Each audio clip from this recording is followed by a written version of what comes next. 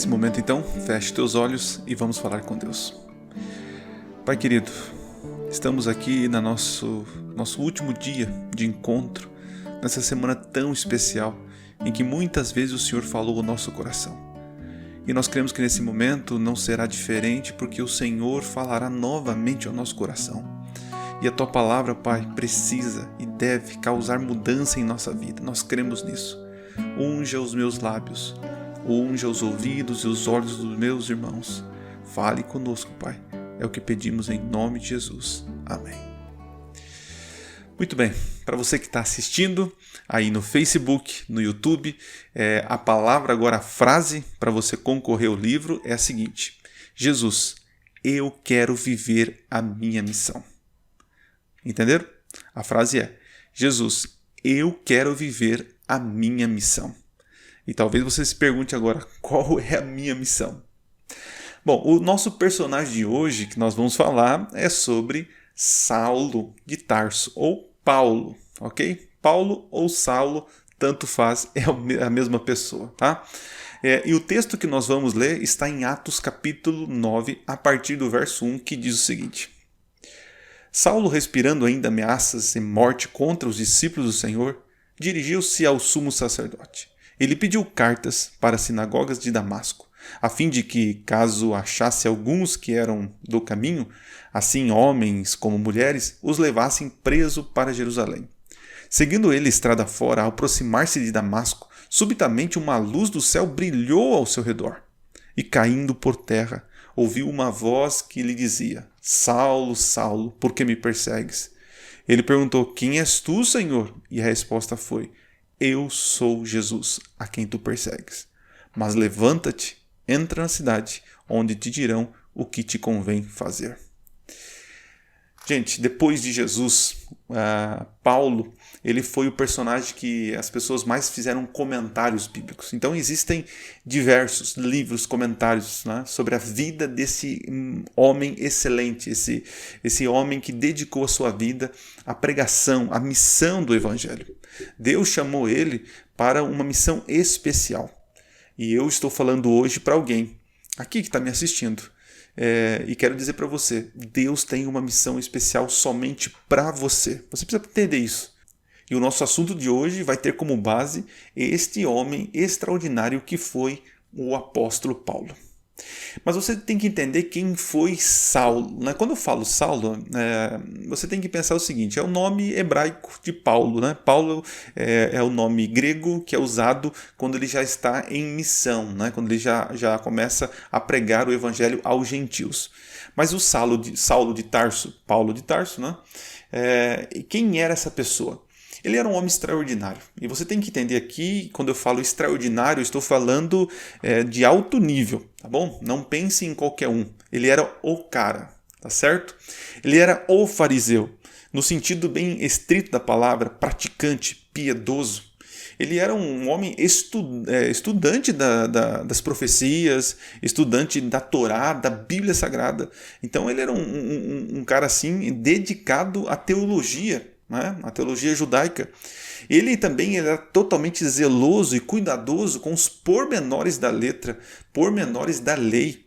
Ele tentava fazer tudo certinho, e isso é algo bom. Ele era uma pessoa muito sincera naquilo que fazia, mas extremamente errada. Ele era sincero, mas era sinceramente errado. E aqui eu posso estar hoje falando para alguém que é zeloso naquilo que faz, crente naquilo que crê, né? Praticante, né? Naquilo que aprendeu, e é uma pessoa super sincera. Mas será que você não está sinceramente no erro? Está sincero não quer dizer certo. Entende o que eu digo? Sincero não quer dizer certo. Muitas vezes você está fazendo as coisas de forma sincera, mas não é segundo a Bíblia. E eu sei muito bem o que é isso. Eu sei o que é tentar viver uma verdade e depois tomar um choque e perceber que não era bem aquilo. Muitas vezes eu tratei a igreja e tratei as pessoas com muita sinceridade, mas a minha sinceridade estava completamente equivocada. Então hoje a mensagem é para você, novamente, repensar o seu estilo de vida, se questionar, buscar a luz, né?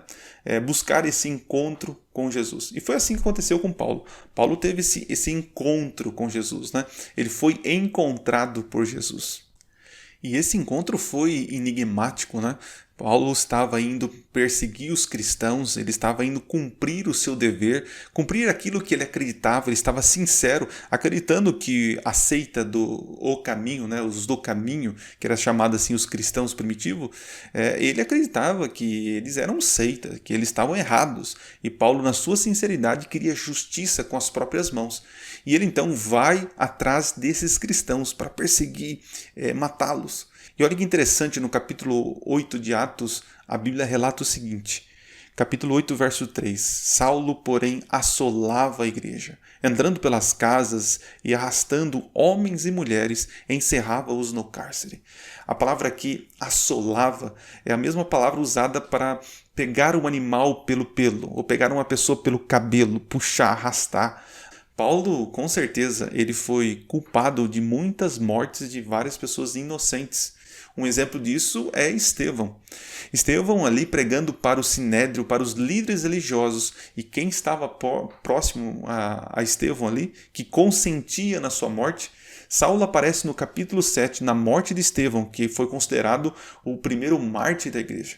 E Paulo com certeza tinha sua culpa na condenação de Estevão. No capítulo 8 mostra que ele estava consentindo, né, na morte e que as roupas, né, ficaram aos pés do jovem Saulo. E no capítulo 9 de Atos mostra Saulo cumprindo a sua missão, indo para perseguir e matar mais cristãos. Puxa vida, que história! Mas a primeira lição que nós devemos aprender aqui é o seguinte: Deus sempre chama os ocupados. E isso é uma verdade. Não pense você que Deus vai chamar ou chama só aqueles que estão sem fazer nada, que não têm uma missão particular, né? Deus sempre vai chamar os ocupados. Se você olhar em toda a Bíblia, você vai perceber que o chamado sempre vem para pessoas que estão fazendo algum tipo de atividade. Desde um grande homem como Moisés ou desde uma pessoa simples como Amós, Deus sempre chama os ocupados. Isso é uma verdade. E talvez eu esteja falando para alguém aqui que pensa o seguinte: não, eu não vou aceitar Jesus agora, porque assim, eu estou terminando a faculdade agora. E se eu for aceitar Jesus agora, eu vou ter que abandonar certas coisas.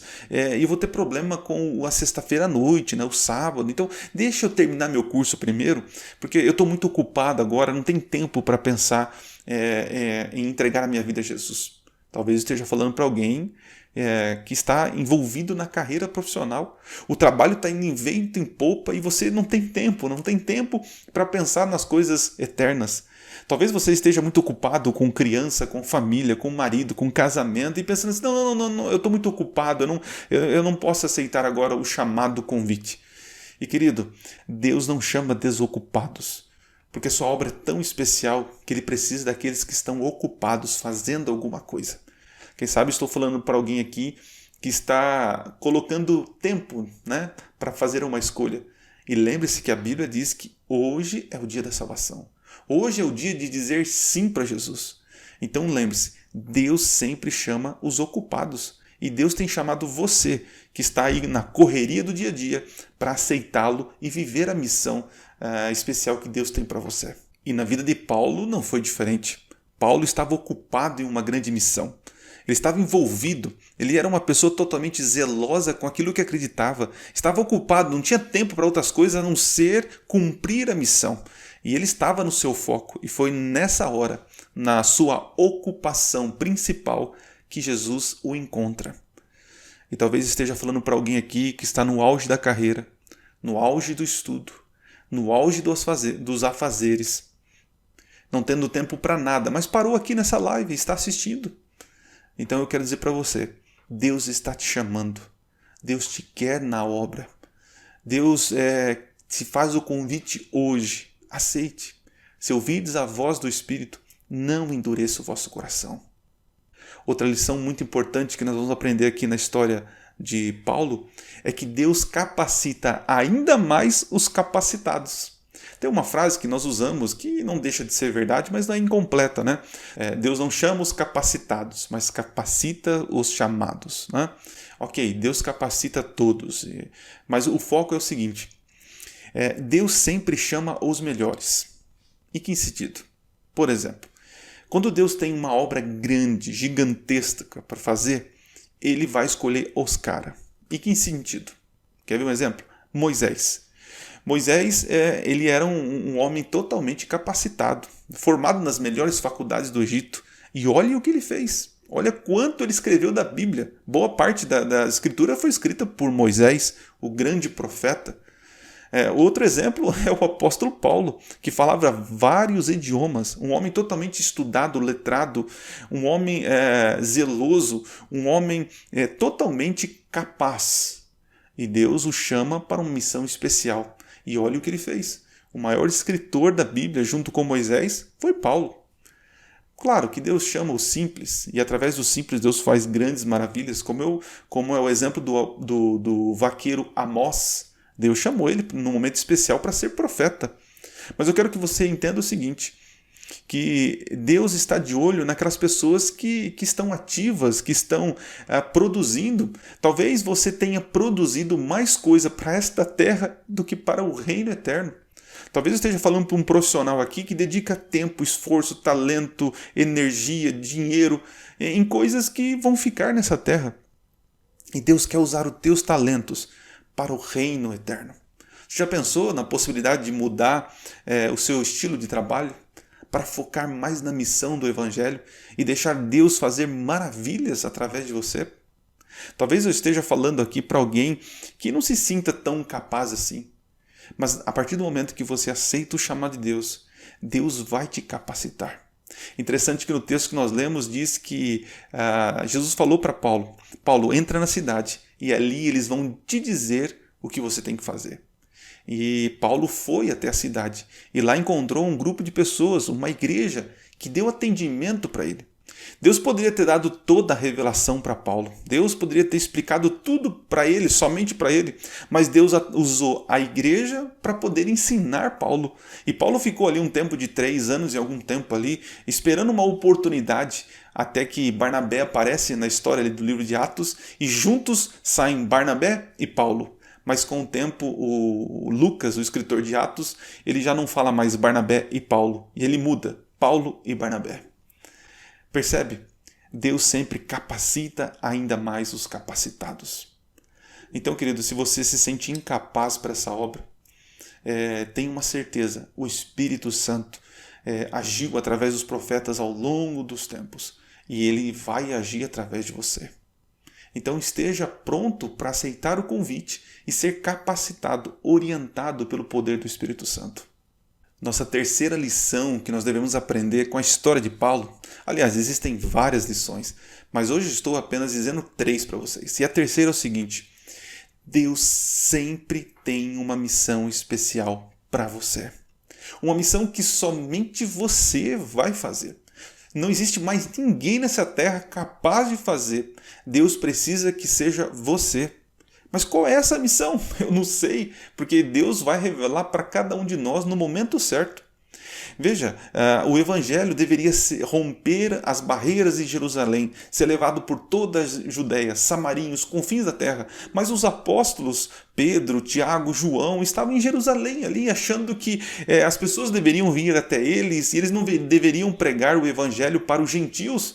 Mas Deus então escolhe alguém, acha alguém capaz para romper esse preconceito, essa barreira étnica.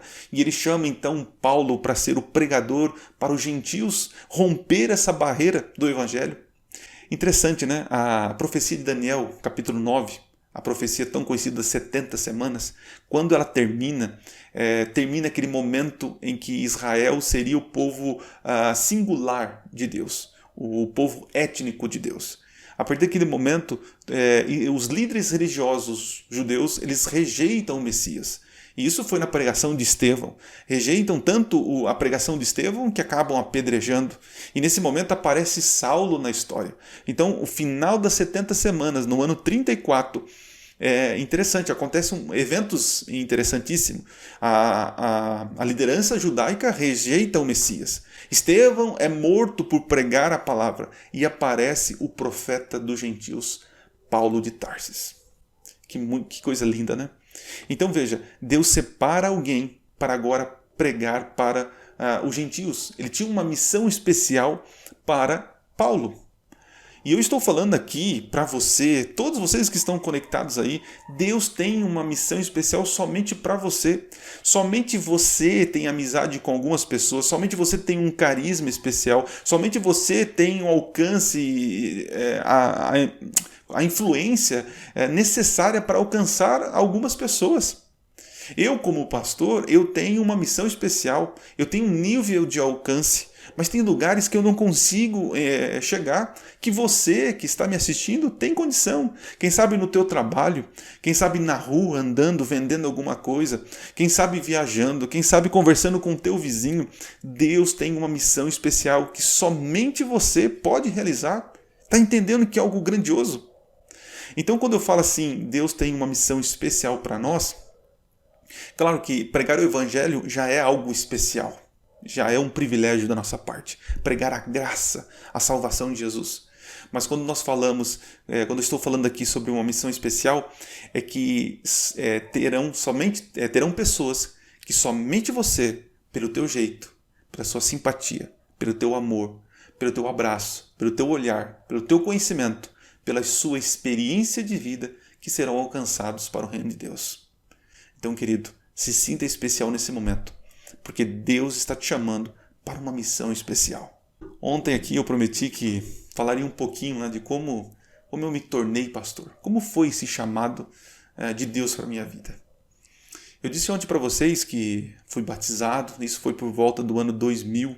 Tive algumas dificuldades com a minha família, de poder me aceitar a minha fé.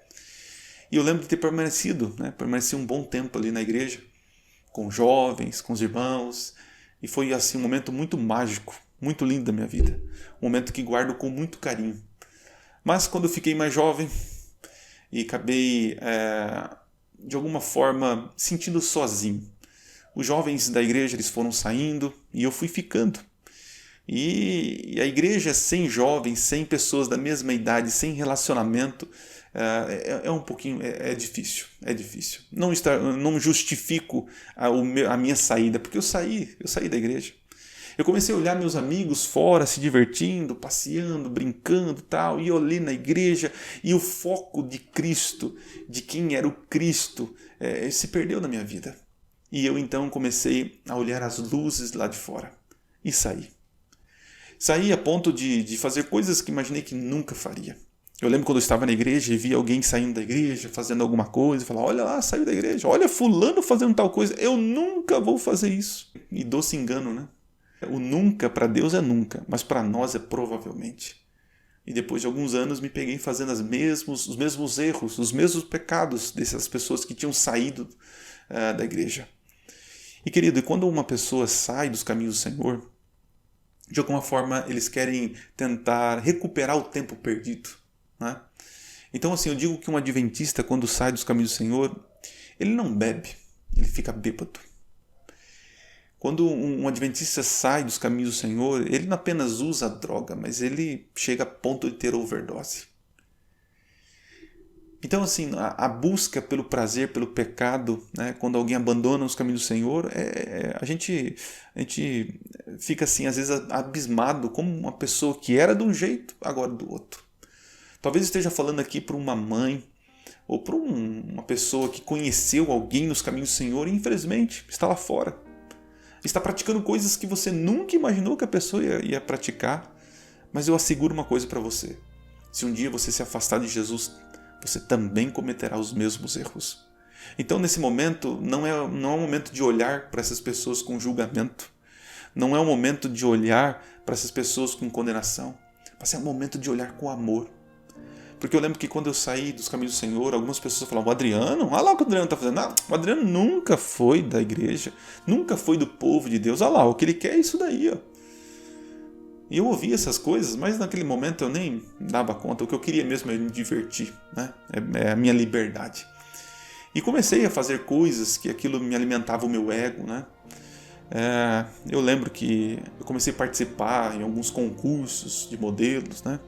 Hoje eu tô meio acabadinho, né? Mas na época eu dava pro gasto, né? Comecei a me envolver com essas coisas e tal. Mas enfim, e nesse caminho eu encontrei e conheci a Poliana. E nós começamos a namorar. E eu lembro que foi assim um momento muito especial na minha vida, né? Porque a Poliana tinha tudo aquilo que eu pedia para Deus, né? Uma pessoa de família, uma pessoa amável, enfim, foi um amor assim que foi cada dia mais crescendo, né? E nós então decidimos nos casar, né?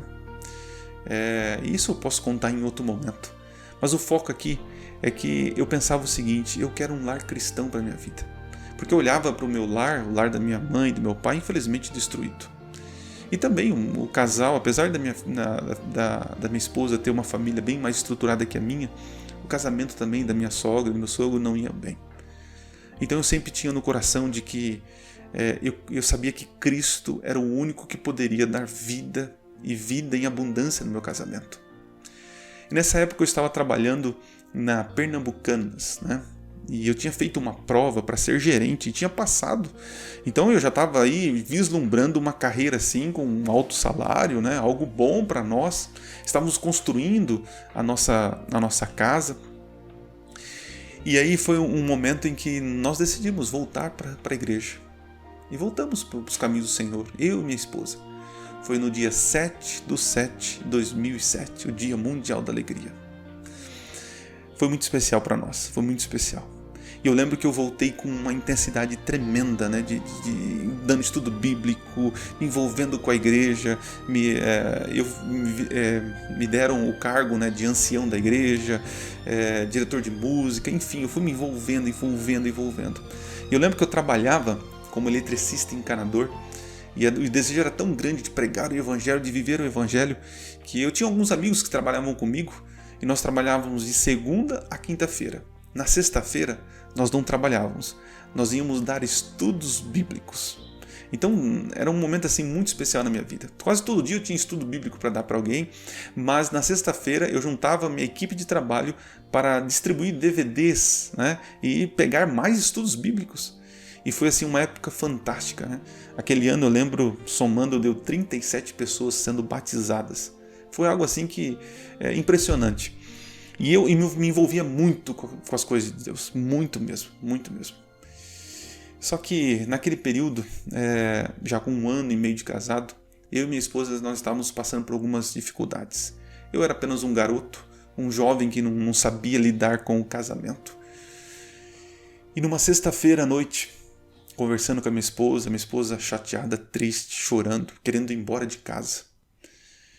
Eu pedi para ela, falei: amor, vamos orar, vamos sair daqui, vamos orar. E eu lembro que nós saímos de casa, fomos para uma pracinha, e ali com aquele problema para resolver, minha esposa chateada com as coisas que estavam acontecendo, porque eu tinha tempo para tudo, menos para ela.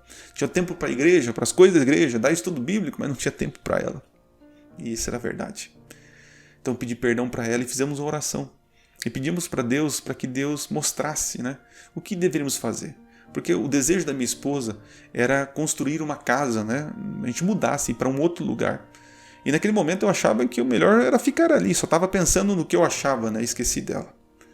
Então nós oramos: Senhor, o que nós devemos fazer? Sair desta casa, comprar o terreno, começar a construir. Comprar o terreno não, aliás, já tínhamos o terreno. Começar a construir, enfim, mostra para nós, Senhor, mostra para nós. Isso foi numa sexta-feira. Quando foi no sábado, acordamos cedo, eu estava organizando um encontro de casais distrital, né? E nós precisávamos sair. Antigamente não tinha o WhatsApp que nós temos hoje para avisar o pessoal, distribuir mensagem, aquela coisa toda. Então estávamos nos arrumando porque nós íamos para a cidade vizinha, Monte Alto, Jaboticabal, para poder falar com o povo, né? Falar com o povo sobre esse encontro de casais que teria, né? Que nós estávamos organizando. E eu lembro de estar ali penteando o cabelo, tal, minha esposa no espelho também penteando, tudo certinho. E aí a minha esposa falou assim: amor, sabe, tava pensando, né, que a gente podia fazer o seguinte: vender tudo que nós temos aqui e fazer A faculdade é teologia, que é o teu sonho. E aqui eu abro um parênteses. Quando eu me batizei, os pastores, né? Antes do meu batismo, os pastores vieram em casa, 2 pastores. E eu estava tão empolgado, nossa, estou recebendo um pastor na minha casa, eles estão assinando minha ficha, eu vou me batizar. E minha mãe estava lá, ela que assinou a ficha. E eu lembro que eu perguntei para um pastor, eu falei, pastor, como faz para ser pastor? Esperando uma resposta assim, né? E eu lembro que o pastor fez assim, ó. Ih, Adriano, olha, é difícil e complicado. E eu, para um garoto do interior, totalmente estruturado, pobre, quando ele falou para mim, é difícil e complicado, aquilo virou uma trava na minha cabeça. Ou seja, nunca eu serei pastor. Isso é para um outro tipo de pessoa. Isso é inatingível para mim. Eu nunca vou alcançar isso. E aí quando a minha esposa falou aquilo, porque eu já tinha falado para ela do desejo que eu tinha, mas eu sabia que é algo que nunca ia acontecer na minha vida. Quem sou eu para ser pastor?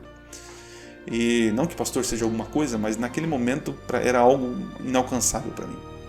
E aí eu olhei para ela e falei assim, cada coisa, amor, a gente sair daqui da casa, sair e ir para lá, para outra cidade, longe da sua mãe, longe das nossas coisas aqui, acha cada coisa.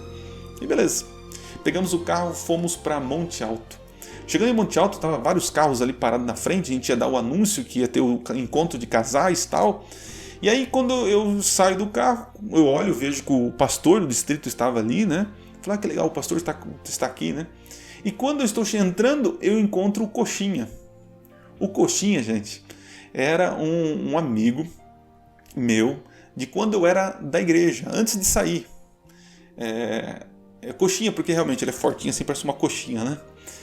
E o Coxinha, a gente se encontrou muitas vezes nas baladas da vida. Bêbado, chapado. E a gente dava risada pela situação. Falava, olha quem nós éramos, olha o que nós estamos fazendo aqui, né? Então assim, a última pessoa que eu pensei que encontraria na igreja no sábado de manhã era o Coxinha. E o Coxinha tá lá. E aí ele também, a última pessoa que pensou que ia se encontrar em Monte Alto era comigo ali, né? E eu falei, ô Coxinha, falou, Adriano, nos abraçamos e tal, né? Aí ele olhou pra mim, eu estava de terno, e falou, tá elegante, hein? Ei, Adriano, hein? Aí ele disse algo, ele falou assim, ei, Adriano, hein? Futuro pastor da igreja adventista, ei. Eu falei, acha, pai, para com isso. Não, que isso? Isso não é pra mim, não. Eu falei, escuta o que eu tô falando, cara, escuta o que eu tô falando. Eu falei, que isso? Deixei ele lá e fui no fundo beber água. Enfim, fizemos o anúncio ali e dali partimos para Ribeirão Preto. Ribeirão Preto, eu ia num concílio de ancião. Olha como minha vida era agitada, né? E meu pai estava morando lá em Ribeirão Preto. Ele era separado já da minha mãe já há um tempo, né? Estava morando em Ribeirão Preto. E aí então eu levei comigo o meu irmão e minha mãe, e a Poliana. Então nós íamos ficar na casa do meu pai. Então acontece o seguinte, eu cheguei na casa do meu pai e falei, pai, me leva até a capela lá do Colégio Adventista, que eu vou ter uma reunião lá, aí o senhor volta com o carro, né? Porque eu estava com medo de deixar o carro ali e ser roubado. Mas enfim, eu lembro que ele me levou, deixou na capela e foi embora. E quando eu cheguei na capela, eu cheguei bem cedo, né? Mas aí quando eu olho na capela, né, no salão lá, né, eu olho lá na frente assim, uma pessoa de amarelo. Eu falei, quem será? E fui andando, quando eu vi era o Luciano Correia, né? Ele era ancião da cidade vizinha do meu distrito, que era Santa Ernestina. E ele sempre usava aquela camisetinha amarela, né? A gente chamava ele de pintinho amarelinho, né? Eu chamava, né? Eu gosto de ficar dando apelido para as pessoas, né? Aí quando eu vi que era ele, eu falei, vou assustar ele. Aí cheguei bem quietinho assim, bum, dei um susto nele, ele pulou. Ô Adriano, falou, e aí, beleza, Luciano? Falou, que bom que eu te vi. Ele falou, eu tenho uma mensagem para você do Gilberto Tais. O Gilberto Tais, para quem não sabe, hoje ele é pastor e ele estava fazendo teologia lá na Bahia. E naquele momento o Luciano falou assim, lembra do Gilberto Tais? Eu falei, lembro. Então, ele falou para mim, para eu falar para você, de que ele quer você o ano que vem fazendo teologia. Para você dar um jeito. Aí eu levei um choque, né? Como assim? Mas como assim? Ele mandou a mensagem aí e falou que quer você, viu? Você precisa fazer teologia. Aí eu sentei ali, fiquei pensando. Aí eu lembrei da minha esposa falando de largar tudo para fazer teologia. Depois eu encontro o Coxinha, lá na igreja de Monte Alto. E ele me diz aquilo. Depois eu encontro o Luciano de Santa Ernestina em Ribeirão Preto com a mensagem do Gilberto Tais, que estava na Bahia, no IAN, fazendo teologia. E aquilo começou a mexer comigo. E aí, quando eu voltei para a casa do meu pai, eu também estava determinado a ter uma conversa com meu pai. E eu precisava conversar com ele sobre coisas que já tinham acontecido, como essas que eu contei na noite passada, né? No dia passado aí. E aí eu lembro que eu cheguei na casa do meu pai e falei, pai, preciso falar com o senhor. Aí ele falou, fala, meu, o que você quer? Eu falei, não, pai, entra no quarto aí, vamos conversar. Não, pode falar. Não, pai, entra no quarto, vamos conversar. E eu lembro que ele entrou no quarto, aí eu falei pra minha esposa, amor, ora. E meu irmão estava comigo, falei, Diogo, ora aí, que eu quero falar algumas coisas com o pai. Eu lembro que eu entrei, sentei com ele, né? Aí começamos a conversar. Eu falei, o que você quer, moleque? Ele falou, pai, o senhor sabe que no começo, há anos atrás, quando eu aceitei Jesus, e eu comecei a seguir a igreja, né? O senhor era contra. E eu errei muitas vezes de confrontar o Senhor, não sabia lidar com as coisas. Eu acreditava muito, né, no Deus da palavra, mas não conhecia. Eu acreditava muito na palavra, mas não tinha muito comunhão com Deus da palavra. E eu sei que errei com o Senhor, né, confrontando o Senhor, né. E o Senhor sabe que eu abandonei, né, que eu saí da igreja. Ele falou assim, eu sei que você saiu. E agora o Senhor sabe que eu voltei, né, voltei para os caminhos do Senhor. E eu queria aqui falar para o Senhor, né, que o Senhor foi minha primeira decepção como cristão. E aí contei a história, né, do cigarro, né, aquela coisa toda, contei para ele. E nisso ele foi ficando cabisbaixo, né. E eu falei assim, pai, ultimamente Deus tem falado tão forte comigo. Ele tem me falado que Ele tem algo para mim. E eu não tenho mais graça nessa vida, nessa minha profissão, pai. E Deus tem falado para mim que Ele quer que eu seja pastor. E vocês têm que entender, gente, meu pai tinha um preconceito tremendo com pastores. E eu falei, pai, eu não quero ser, eu quero salvar vidas. Eu quero ser usado, eu quero trabalhar para o Senhor, eu quero ser relevante. Eu quero fazer isso, pai. Então eu estou falando para o Senhor, que assim como o Senhor foi contra no passado, talvez o Senhor não entenda agora e seja contra, mas eu quero dizer para o Senhor que eu peço perdão por ter não transmitido um Cristo verdadeiro para o Senhor. E eu quero ser pastor. E Deus tem me chamado para isso. E eu lembro que meu pai, ele pegou e ele colocou a mão no meu ombro assim, olhou para mim e falou assim, filho, eu sempre pensei que pastores eram um grupo de safados sem vergonhas, que alugavam um salão e colocavam cadeirinhas para enganar pessoas. Mas se meu filho quer ser pastor, então eu creio nessa verdade. Deus te abençoe. Eu lembro de dar um abraço nele, chorar, ele chorou comigo. Nós nos ajoelhamos, oramos. E ali eu tive uma confirmação, meu pai me abençoando para o ministério. Eu não sei se ele está assistindo, se ele já ouviu essa história, mas eu tive uma certeza que Deus estava me chamando para o ministério, porque meu pai me abençoou para isso. Foi muito marcante para mim.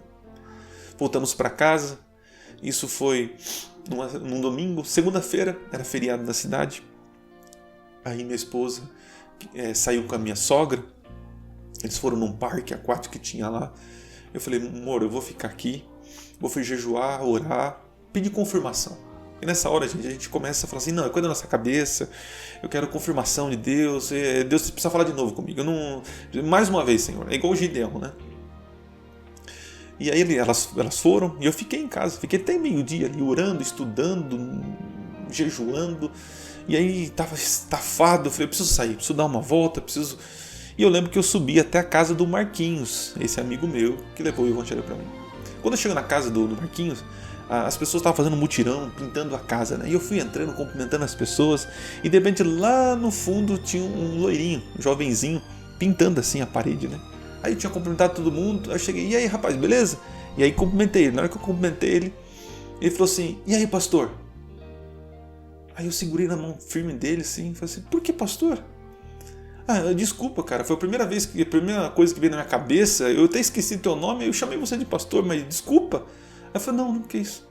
Aí eu saí, Eu falei, mas, rapaz, o moleque não me conhece, me chama de pastor. Aí contei pro Marquinhos essa história, né, tudo até aquele momento. Aí o Marquinhos falou assim, Adriano, se Deus está te chamando, vai, Adriano. Mas como que eu vou? Eu vou largar tudo que eu tenho, meu trabalho, minha profissão. Eu acabei de casar, eu montei minha casa agora. Como assim? Eu tenho a igreja, está movimentando, batizando pessoas, eu estou aqui totalmente ocupado. Como que eu vou largar tudo isso? Como que eu vou fazer isso? Voltei para casa. Quando eu chego em casa, minha esposa chega, conto para ela. Ela falou assim, então amor, tá mais decidido, vamos fazer teologia, vamos para o NASP, vamos. Aí eu falei assim, mas como assim? A gente tem compromisso financeiro, não posso largar. E outra, eu vou trabalhar onde lá? O que eu vou fazer? Como assim? Eu nem sei como funciona esse negócio de vestibular, como que é, se é. Enfim, não sabia nada, realmente não sabia. E ela falou assim, já sei, tem uma ideia. Para a gente poder sair daqui tranquilos, vamos vender o nosso terreno. Gente, o terreno que nós tínhamos comprado, foi algo que nós tínhamos planejado há muito tempo. Né? A gente passava pela rua, via aquele terreno, falava, um dia nós vamos comprar esse terreno. E tínhamos até a planta, tínhamos desenhado a planta, como seria a nossa casa. Que era um dos motivos da nossa discussão ali naquela sexta-feira à noite, lembra? Como fazer, se a gente começava ou não construir. E quando ela falou de vender o terreno, eu me assustei. Falei, quê? Mas você tá doida? É o terreno, lembra? É o que nós lutamos para conseguir, para comprar, para construir a casa dos nossos sonhos. Como assim vender? Eu falei, amor, se Deus chamou a gente, Deus vai então dar um jeito. Se a gente não tem como arrumar dinheiro, se o terreno, vamos vender. Aí eu falei, mas amor, nós estamos numa crise econômica. Isso foi no ano de 2000, finalzinho do ano de 2008. Para quem sabe, teve uma crise econômica nos Estados Unidos que afetou o Brasil. Vamos orar, amor, vamos orar, você não tem fé? Eu falei, tem, vamos orar. Aí eu orei, falei, Senhor. Inclusive foi ela que orou, né? Eu falei, está em tuas mãos, Senhor. Se o Senhor quer que nós vamos, que apareça um comprador. Que apareça um comprador e compre esse terreno, a gente pague as dívidas que nós temos e a gente vai tranquilo. E eu levantei, aliviado, sinceramente estava aliviado. E foi então que no outro dia saí para trabalhar. Nessa época já estava trabalhando como eletricista encanador, né? E aí chegou um rapaz perto de mim que era construtor, conversa vai, conversa vem, e falou assim, Adriano, você sabe de algum terreno para vender? Aí eu olhei para ele assim, falei, eu sei, eu tenho um terreno aí para vender. Eu falei, tem um terreno? Tenho, eu tô precisando de um terreno, cara, e é em tal lugar. Eu falei, rapaz, é lá que eu tenho o terreno para vender. Eu falei, sério? Mas quanto você quer? Eu falei, o que eu pedi você não vai querer dar, não. Eu falei, não, quanto você quer? É tanto. Gente, era sei lá, valia, por exemplo, 10 mil e eu pedi 15 mil, 20 mil. Eu não lembro na época exatamente, mas era acima do valor que valia, né? Aí falou, você quer isso? Então tá bom. Depois do almoço, ele chegou com uma sacola cheia de dinheiro. Falei, tá aqui, Adriano, vamos lá transferir os documentos. E eu não acreditava. Como eu tinha dado a palavra para ele que venderia se ele pagasse aquilo que eu queria, né? E eu lembro que eu cheguei naquele dia em casa com a sacola de dinheiro. Eu falei, amor, lembra do terreno que nós tínhamos? Não temos mais, está aqui o dinheiro. E foi assim, gente, que eu então peguei o meu carro, coloquei a escada em cima, minhas ferramentas, e falei assim para minha esposa, amor, eu estou indo para o NASP. Eu não sei o que vai acontecer, mas eu vou arrumar uma casa, eu vou arrumar trabalho e eu venho te buscar. E eu fui para o NASP. Fiquei ali algum tempo e Deus foi abençoando. Depois eu consegui trazer a Poliana. Eu lembro que quando eu estava lá em Arthur Nogueira, esperando ela chegar com a mudança, nós tivemos que desfazer quase tudo. A minha mudança de Taquaritinga para Engenheiro Coelho foi feita numa caminhonete D10, né? Uma caminhonete pequenininha. E eu lembro que quando essa caminhonete chegou lá no trevo de Arthur Nogueira, eu estava ali esperando. E aí encostou a caminhonete e eu olhei a minha mudança. Pouquíssimas coisas. Recém-casado, sem saber o que ia acontecer. Aliás, nem tinha feito vestibular ainda. Isso é uma outra história para contar. Mas eu lembro que sai da caminhonete a minha esposa com uma caixinha de papelão e a Nina, a nossa cachorrinha. A cachorrinha que eu dei quando nós perdemos nossos primeiros filhos, né? E ali começou a nossa luta para se formar. E hoje nós já estamos aí no 8º ano do ministério. 4 anos de faculdade. 8 anos de ministério. Estou aqui falando para você. Porque Deus tinha uma mensagem especial para mim. Uma missão especial para te alcançar. Para falar para você. Tá entendendo? Você não está à toa aqui nessa live. Deus sempre teve um plano de resgate. Ele está tentando te resgatar. Então, querido, não fuja da tua missão. Deus sempre chama os ocupados. Deus sempre capacita ainda mais os capacitados. E Deus sempre tem uma missão especial para você. Qual será a tua resposta? Enquanto você ouve essa música, você tome a tua decisão de viver essa missão especial que Deus tem para você.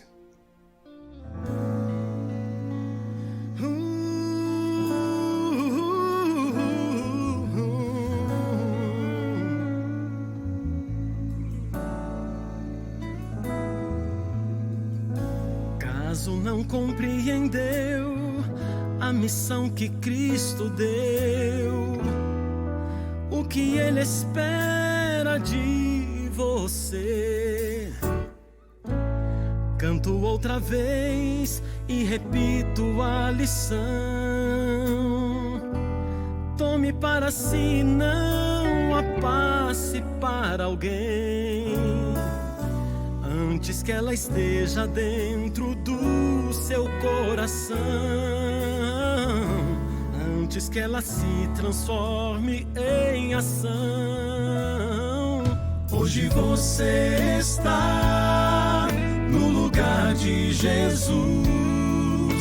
O seu chamado é para ser o corpo dele aqui, para que quando alguém orar clamando ao Senhor, precisando de ajuda e amor, você esteja ali.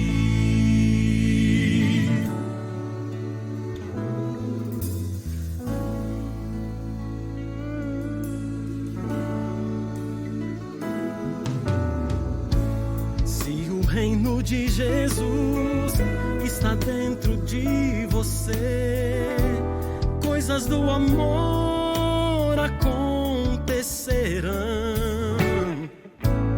e você será um canal que passará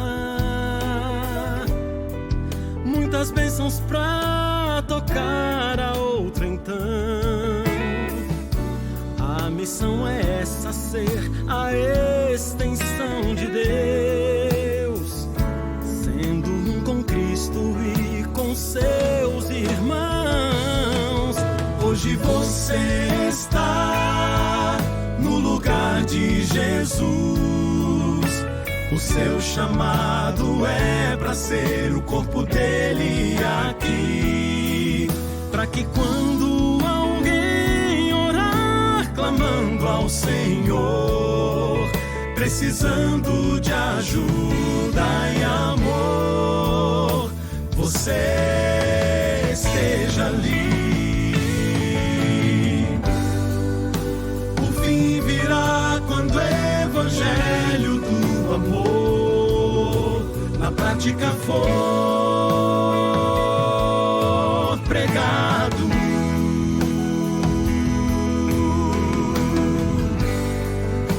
O Espírito do Eterno quer usar você, deixa Ele agir.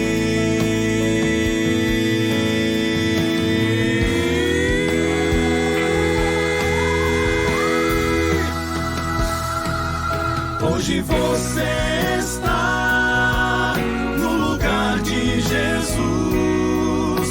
O seu chamado é para ser o corpo dele aqui, para que quando alguém orar clamando ao Senhor, precisando de ajuda e amor, você esteja ali.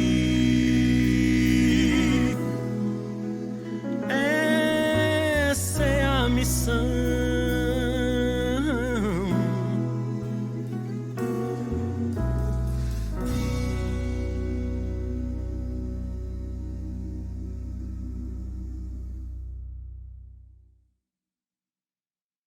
Nesse momento, feche teus olhos, vamos falar com Deus.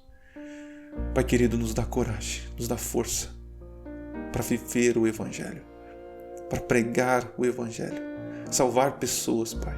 Assim como o Senhor nos salvou, nos restaurou, usa-nos como instrumento para salvar outras pessoas, para viver a mensagem. Assim como Paulo abandonou tudo para viver uma vida dedicada ao Senhor. Por favor, Pai, também dá-nos essa coragem.